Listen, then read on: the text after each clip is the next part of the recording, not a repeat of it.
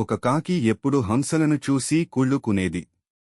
వాటి తెల్లటి రెక్కలని, అందమైన రూపాన్ని చూసి కాకి బాధపాడేది.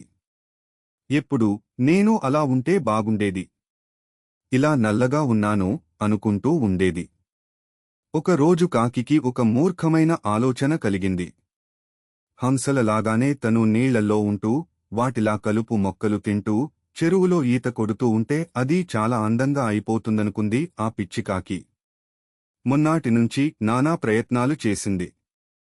గాలిలో ఎగరడం మానేసి నీళ్లల్లో ఈత కొట్టడానికి తెగ ప్రయత్నం చేసింది. కాని కాకికి ఈత రాదు కదా. అలవాటు లేని కాలుకు మొక్కలు తింటే అవి పడక, తినలేక పాపం కాకి చిక్కి శల్యమైపోయింది. అయినా పాపం చాలా రోజులు అలాగే ప్రయత్నం చేసింది. కాని అందంగా తయారవడము కాదు కదా, ఉన్న బలం కూడా కోల్పోయింది.